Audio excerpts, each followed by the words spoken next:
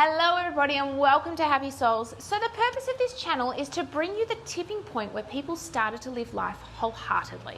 Now I was in a really bad spot for a little while. I drank a lot, I partied a lot, I was single for 7 years. I didn't know where to turn during those times, so I want to bring you the people that have helped you on my journey. So, introducing Ryan Lording. He is a part owner in Plain Sailing and Left Fields, two of the most beautiful cafes in Melbourne. He has lived a diet of whole foods and paleo, and he's seen him lose 40 kilos. He has injected that beautiful love into his food, and you will be able to tell by eating it because it is absolutely delicious. He wants to teach people that you just don't need to have all the processed food and everything that they eat. He wants to teach you that you can eat whole foods and it still be delicious. So, bringing you Ryan Lording. Thanks for listening to Happy Souls, and if you do want to hear more people like this, please subscribe because we've got beautiful stars that we'd love to bring you. Welcome to Happy Souls.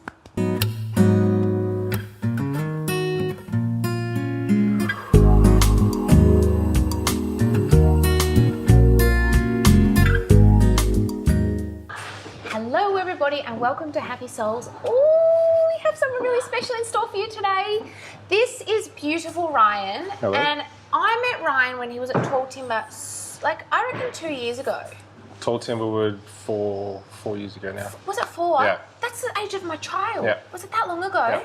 I remember saying to you, I will interview you one day, and you Yep. were like, yeah, whatever. 100%. And we are here interviewing him. 4 years later, here we are. His story will blow you away. He's like known as Mr. Brunch. Yep. His brunches are just like next level. So he owns like Left Field, Yep. so that's in Caulfield. It's in Carnegie, yep. Carnegie, Yep. sorry. And then we're also in Plain Sailing in Elwood. Yep. And both of his cafes have like an hour wait to get into, and it's crazy. Silliness. And that's 4 years later. Yeah. Huh? Yeah. Oh my goodness. Yeah. Anyway, Ryan, please tell us about your story Cool. because it will blow your socks off. Yep. Promise. So basically, co-owner of Left Field and Plain Sailing. Yep. I've personally been chefing for 12 years now. Spent the first 7 years doing fine dining in Middle Eastern one-hat restaurant. It was literally 90 to 100 hours a week, 7 days a week.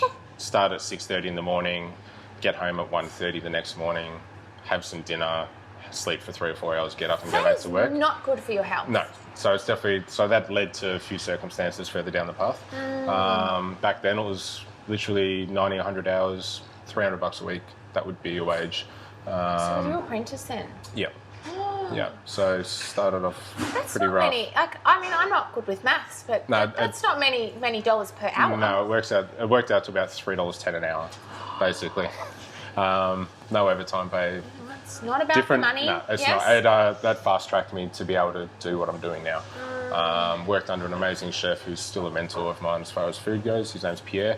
We're literally just serving French food to start off with. I worked with him for 12 months and he really wanted a chef's hat, which is like the major award in Melbourne. So we sat down and said, look, you're Algerian background, French Algerian, how about we do Middle Eastern food and just turn it on its head. 2 weeks later, we turned it into a Middle Eastern restaurant. We won a chef's hat for the next 3 years, which was amazing because that was his life goal made. So to be able to achieve that with him was just amazing. And all of a sudden, we rocked up to work one morning having a coffee and read in the Epicure and the Age that the restaurant had been sold without us knowing. And 2 weeks later, read it in the Epicure? yeah. He lived in Mornington, so I gave him a call, and he's like, "Why have I got 40 missed calls on my phone?" I said, "Don't worry about it. Just turn your phone off, and I'll speak to you when you get here." Because he would have driven off the road in shock, and yeah, he was heartbroken, obviously. So 2 weeks later, we basically split up, and it was time for a new chapter. Oh my goodness. Yeah, so I was exhausted from obviously 100-hour weeks. Take it out of you every week for 5 years. Heart and soul right there, Yeah. and it was like ripped. And they didn't even have the decency to talk to you. No. Ooh. And they just sold it and had no explanation, no thank you, no nothing. Just cruel business ownership back in the day. So 2 weeks later, I was back to square one and deciding what my next outcome would be.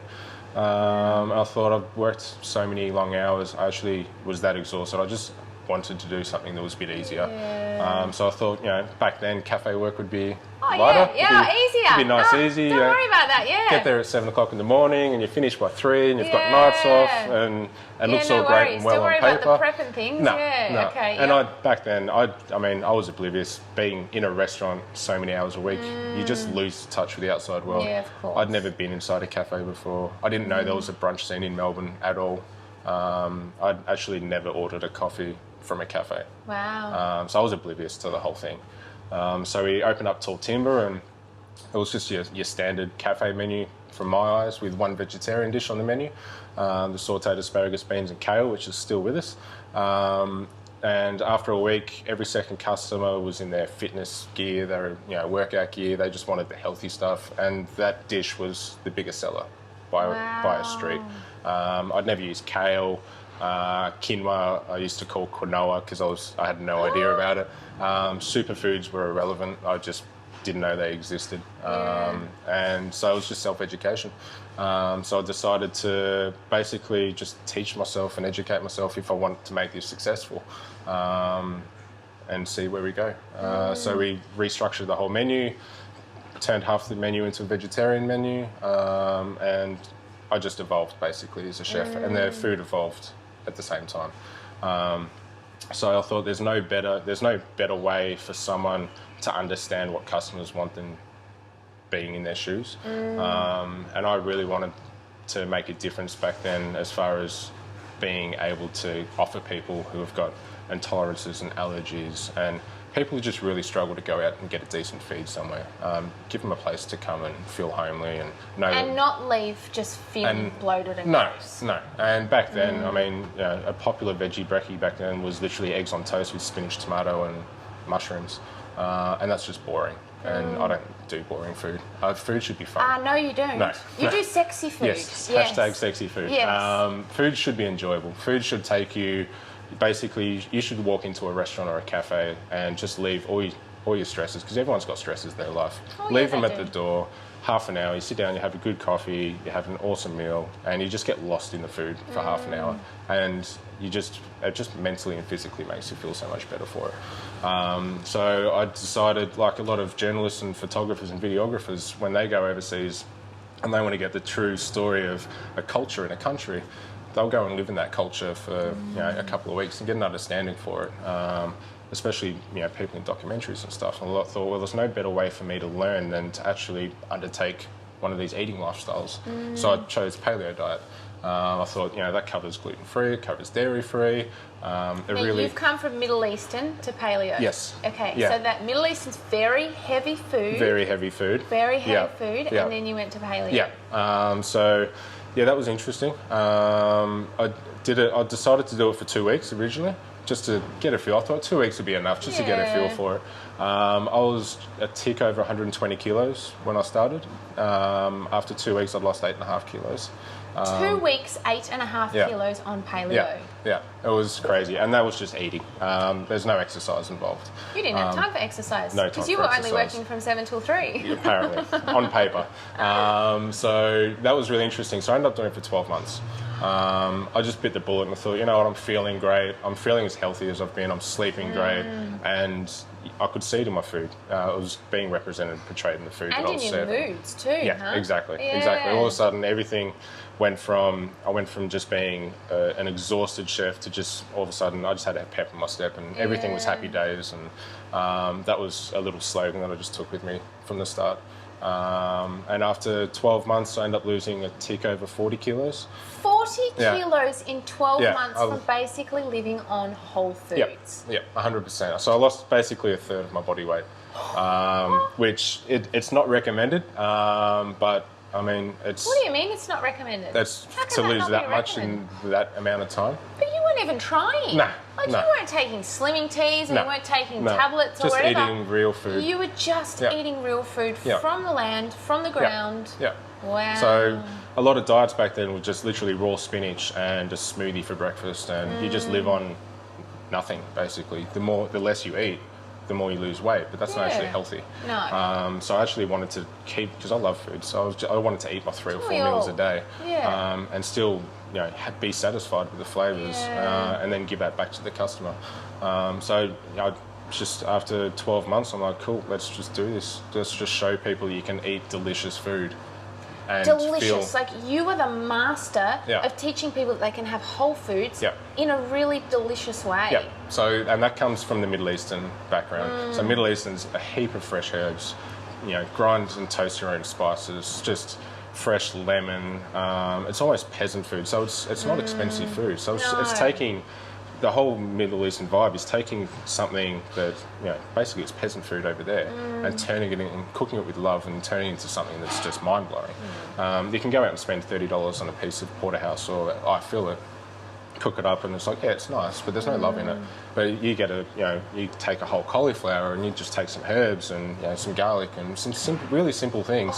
You put some love into it, and all of a sudden, it just tastes so much better. The cauliflower dish from Plain Sailing, I literally cannot go past. Your favourite. Every time I come here, I try and get something different, and I can't. No. And it's annoying because I want to try the whole menu, but I can't. Yeah. I can't. And that's another issue. I mean, it's a good problem to have. Like I create the menu so that a lot of cafes you go to, and there's maybe one dish that you might like catch your eye. No, and it's like the whole menu. If not, it's eggs your way with sides. I wanted to create a menu where there's 5 or 6 or 7 dishes where it's just like you don't know what to pick from, and then it's on us as a kitchen to deliver on that first go. If you order the sautéed asparagus and you're like, oh my God, that was amazing, and there was 5 or 6 other dishes on the menu that really caught your eye, you're coming back within the next 2 weeks. If you miss and there's only one other dish on the menu you're interested, you'll probably come back in 6 months and see if they've improved. So I wanted to really change the way menus are they're designed in Melbourne. So much fresh produce. We get our fresh produce daily. We're that busy, everything's almost getting made every single day. You actually are that busy. It's silly. It's silly. And it's crazy how busy you are. And even when you launched this place, I remember asking you, and you're like, Plain Sailing, so this is the one in Elwood. I remember asking you, and you're like, no, I've done no promotion, I've done no immediate, nothing. And the whole place was full. Yeah, 100%. And it was the same at Left Field. Like Left Field, we did nothing at Left Field as far as putting ourselves out there. We had a sign up on the window, and that was pretty much it. We opened up on a Tuesday morning, and 7:05 in the morning, there was a queue at the door. I think I remember that, and I think I remember coming, and it was like an hour wait, and I was like, what? What do you mean? Yeah, and we just rocked up to work as the chefs in the kitchen. We're like, first day, it's a Tuesday, it won't be too bad. 5 minutes into it, there was a queue out the door and a waiting list, and it stayed like that for 2.5 years. It's still there, isn't it? Yeah. The wait. Yeah, it's crazy. And you don't actually see from inside the kitchen. It's not until I've actually opened up 2 venues, and I've taken on the exec role where I get to go to and from both venues. And you go to and from on a Saturday or a Sunday, and you just see the amount of people standing out the front who they're happy to wait an hour because they want good food and they want the food to make them feel good. There's so much need for it in Melbourne, and it's just whole foods. Like, you want to go out for brunch and feel good when you leave. And, there's more and more cafes popping up, but there's still not that many. No. That in comparison to, like, how busy you are. Yeah. And it comes, I've come to find that, especially through social media, I've been able to portray the amount of love that I put into the food and how much passion I've got for the food, and it really tells. You can actually taste it in the food. Well, I've been told by. Oh, you can be told by me. Yes. I feel that love in that dish. Yes. And it's all about, we've got young kitchen teams at both places. So now my role, instead of being the person in the kitchen slaving away and being the person who puts the food on the plate and sends out, now my role is more of a training role and teaching the younger chefs these days they're that person now. So that's been interesting. And chefs that come in, do they understand the philosophy with food and whole foods? They learn it pretty quick. They learn it pretty quick. They generally are surprised by the amount of fresh produce we go through. But once they start tasting and preparing the food themselves, they're just like, I need to keep working here. I know, like, I cannot go to Macca's now because I just, like, that food's gross. So I really want to just eat whole foods. Like, once you start on a whole food journey, as you know, you can't go back the other way. No. And literally back when I was doing the one hat, when I was 120 kilos plus, that would be my diet. I'd finish at 1:30, and we've got a one hat restaurant. We're in the top 5 restaurants in Melbourne, And I'd go to 7-Eleven and buy a pie and a course you chicken would. roll, and 'Cause it's it's convenient. food on the go. Yeah, it's food on the Yeah. go, and And you were earning not much money, so you couldn't afford much. no, half else. my wage went to 7-Eleven McDonald's back then. Yeah, fair enough. Yeah. Now it pretty much goes to organic wholesalers and just eating well, and you don't think about it all after a month or so. Once No. you change your lifestyle, No. it just becomes ingrained. I All of a sudden, you haven't don't had have a loaf of bread, and you don't have No. milk in the fridge. I don't think I've got any sugar in the house anywhere. I stopped sugar on the 1st of September because I have a sugar addiction. I Yeah. now am obsessed with carbs, but Yeah. as long as they're whole food carbs, Yeah. I feel great. Yeah. Everyone keeps on saying, you look great. And I'm Yeah. like, it's just sugar. Yeah. I just don't have sugar. Yeah, and I Yeah. used to have, obviously, you can't be 120 plus kilos without enjoying sugar. So I decided to actually give up fruit for the first couple of months as well. And I think that's a really good Yeah. transition to cut Yeah. the sugar out. Yeah, a few people had told me, like, if you've got a sweet tooth, just cut out any natural sugars whatsoever. So fruit out the window. It was just meat, fish, plants, veggies, nuts, and Or basically berries if you need to eat fruit. Yeah, exactly. Well, that's it. Yeah, and that was So for people that don't know, what is a paleo? What is paleo? So paleo, I mean, there's so many different definitions of it. It was basically you can't have gluten, you can't have dairy, alcohol out the window. So I basically went 12 months without having a drink and felt amazing for it. I used to be one of those people who would need a drink to enjoy themselves when they go out. You've come over to my side. Yeah, big time. Yeah. And now it's just a matter of it's the people you're with that you actually It actually enjoy when you is. go out properly. So no, it's amazing. My fridge was full of produce and everything in a packet out the window. Pantry was pretty much empty, and I just ate at work basically. That was the best part of doing it. Changing the menu was I could eat the way I wanted to eat at work because I was serving the food that I love eating at home at work and letting other people in on.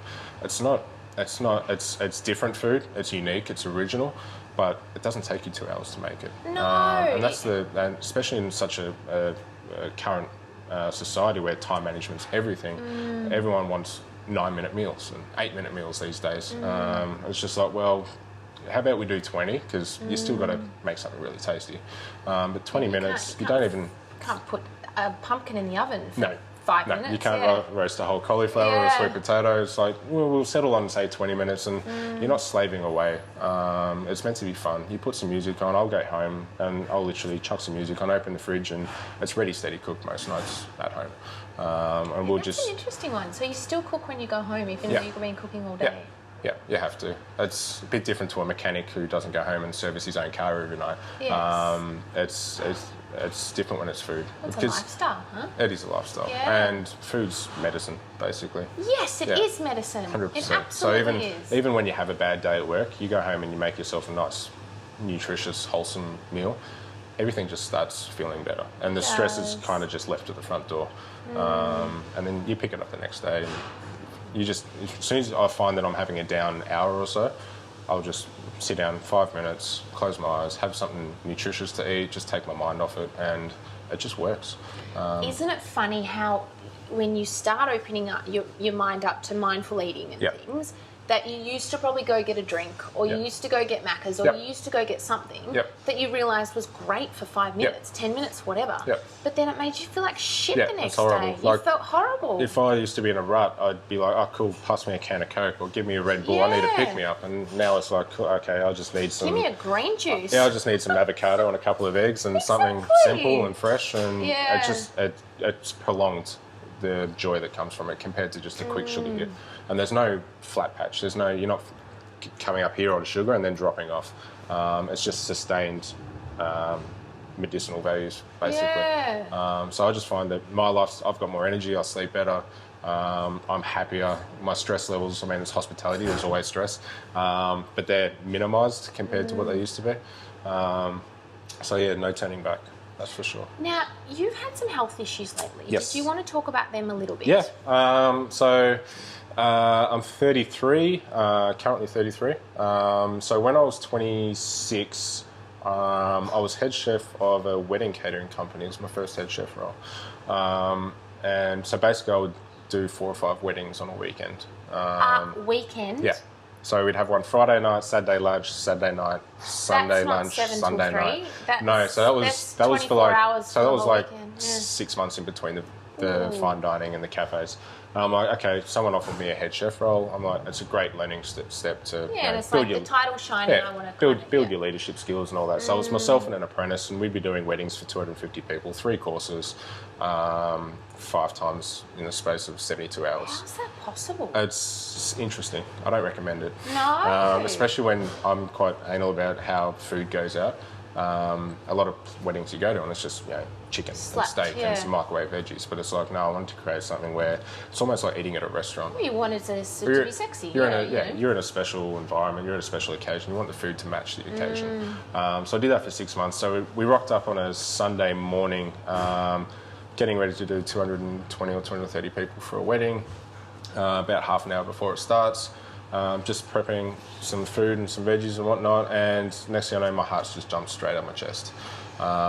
Never had an issue before. I had no idea what was going on. I basically just fainted, but I was awake, and you could actually see the heart jumping out the front of your rib cage, and I had no idea what was going on. But me being a chef, it was just like, no, I'm fine. Just give me 10 minutes and we can get this function up and running. But there was a few smarter people around me at the time. They're like, no, you have to go to hospital. And it's one thing I've learned is you only get one heart. And you gotta listen to your body. Yeah. And a certain someone's been teaching me that for the last 12 months. So went to hospital, went to Box Hill Emergency, and my heart rate was about 230 beats a minute. I think Usain Bolt's is about 180 after his 100-metre sprint.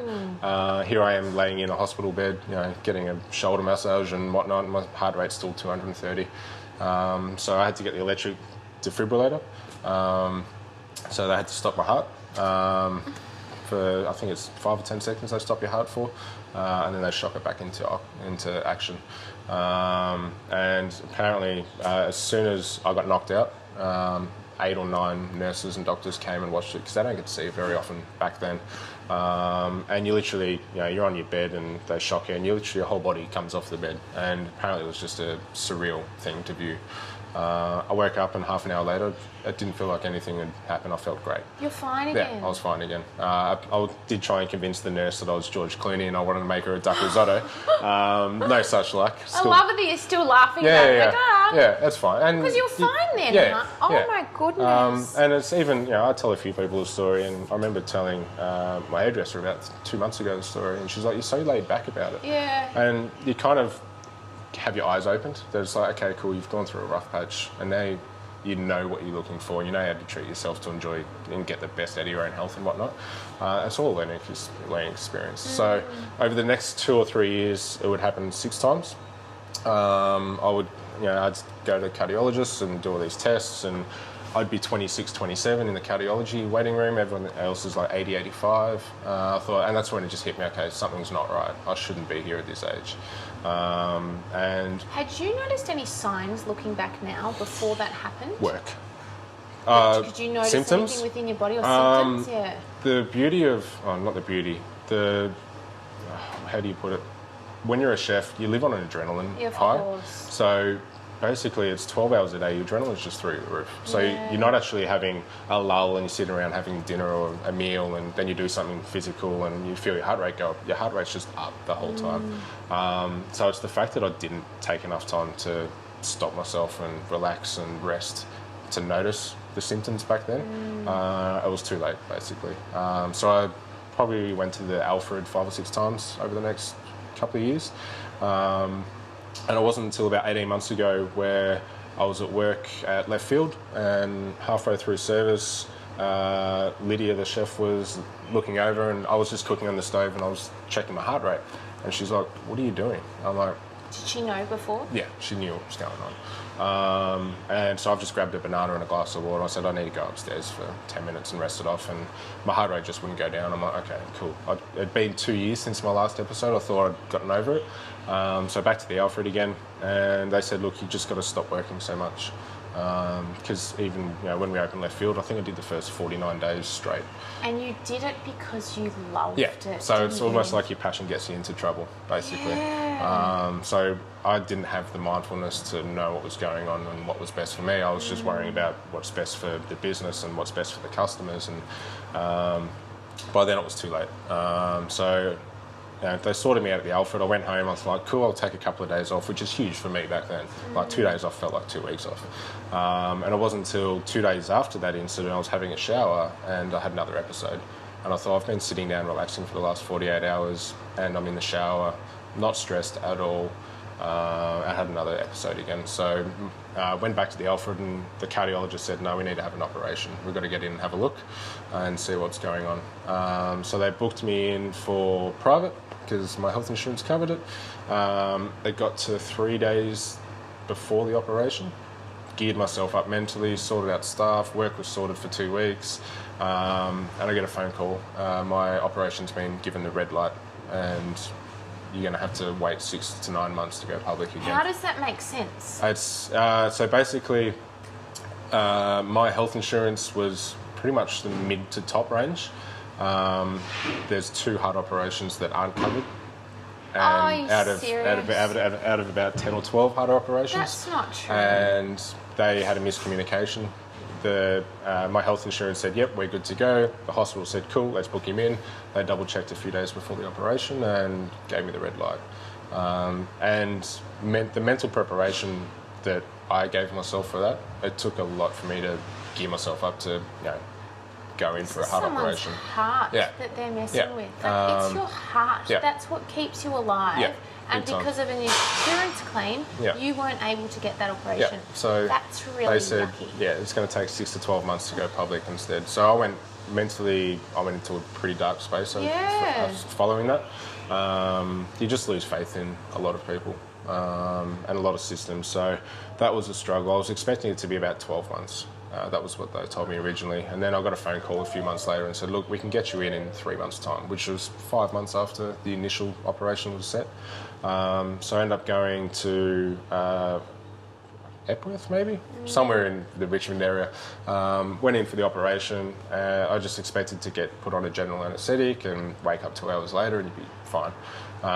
They said, we're going to put you on a light anaesthetic. You're going to be awake for the operation. I'm like, awake? I'm like, I haven't been told I was going to be awake for the operation. They're operating on your heart. Yeah. And I'm like, well, that's strange. That's just me being laid back. I'm like, okay, well, you guys know what you're doing. No worries.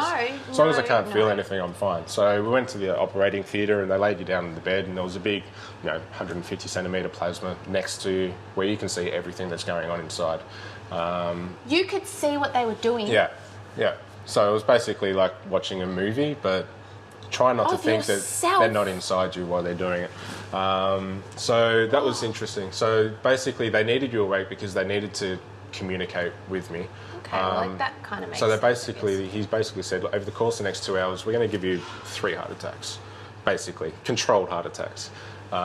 So they electrocuted my heart first. You felt that? Yep. He's like, you're going to feel your heart just go through the roof. So they went through and they sent through a little electrocution cable and gave it a spark and my heart had no idea what was going on. And that was awkward. So basically you're just laying there having a heart attack. You're so calm, just FYI. Yeah. I'm like, okay, this is, I've been there before, so it's kind of, but it's just the fact that someone can literally make you a heart attack. It's just bizarre. And then they said, look, you're going to feel a burning sensation for 30 seconds. And they found something, they had a little Bunsen burner and they seared it off and all that type of stuff. They said, rest up for another 20 minutes and we'll give you another one.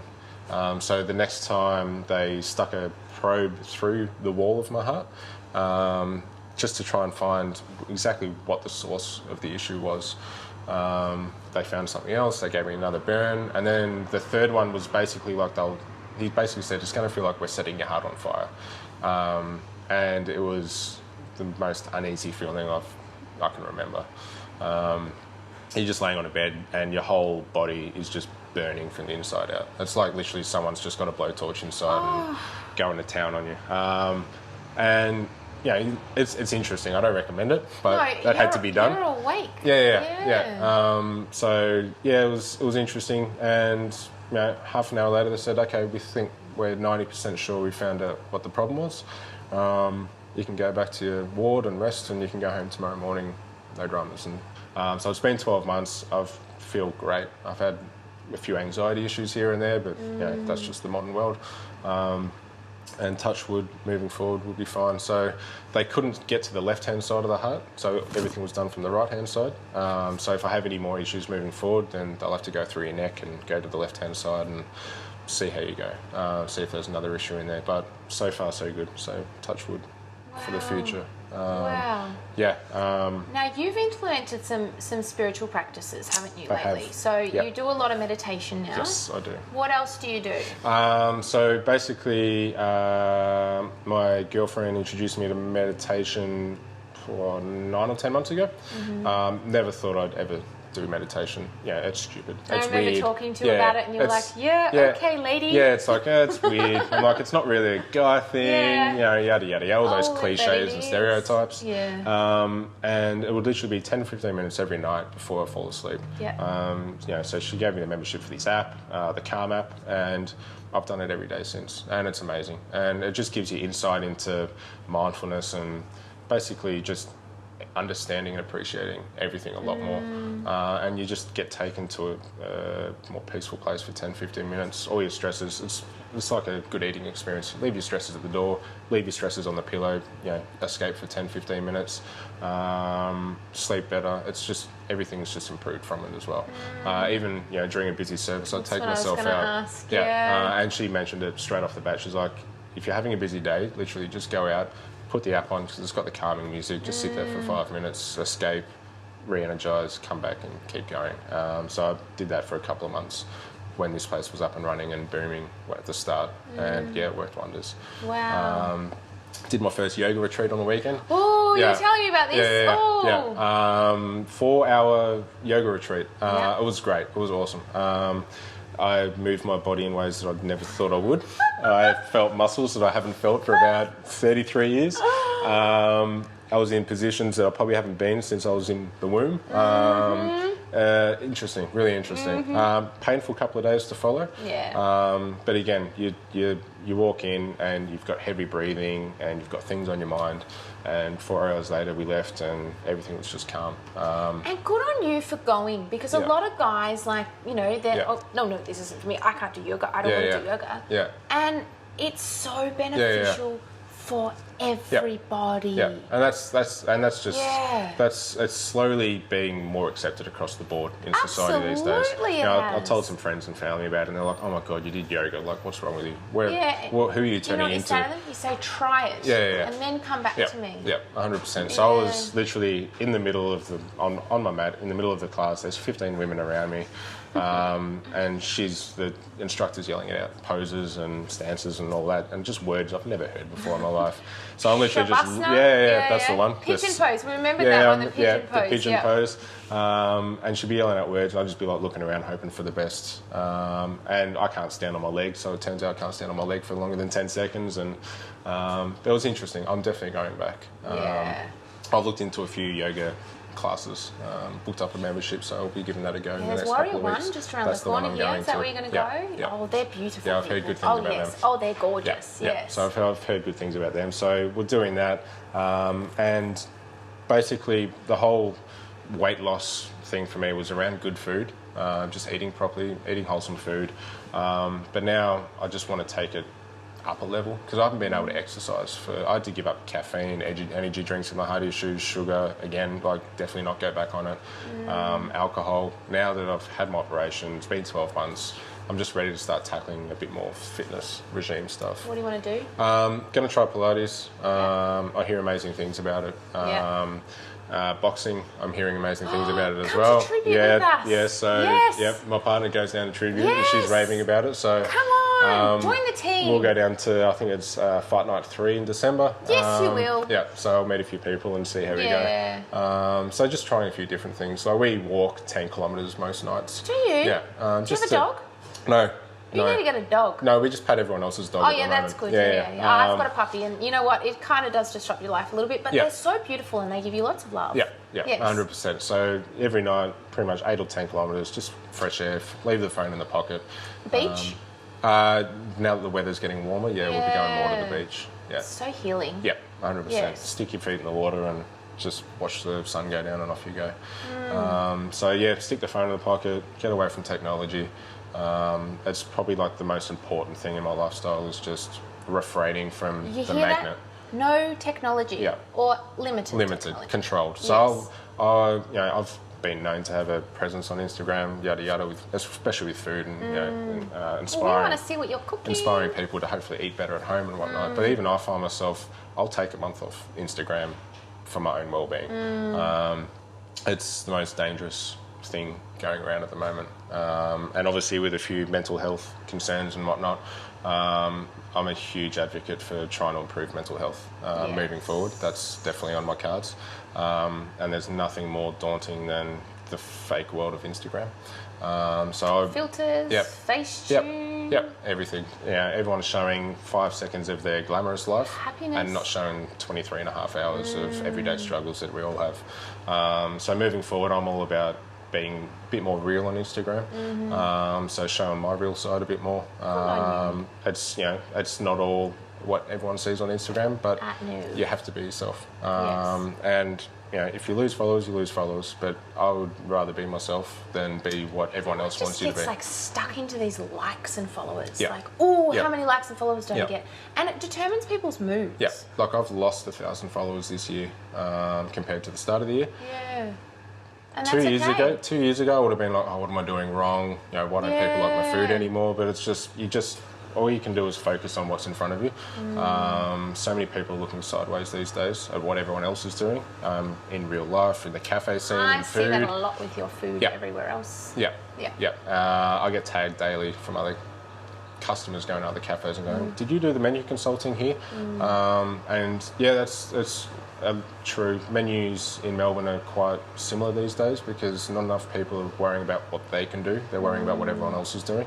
So I'm all about... They'll look at this cafe and they'll go, oh, it's so successful. But people aren't actually coming here for the food. They're coming here for you because they know that you've put a lot of love into it. They're not really coming for that particular dish. They're coming for you. And there's a story behind the food, so to speak. And so I'm all about... everyone in the world has got everything in front of them to utilise, to make something of their lives, to make a difference, so to speak.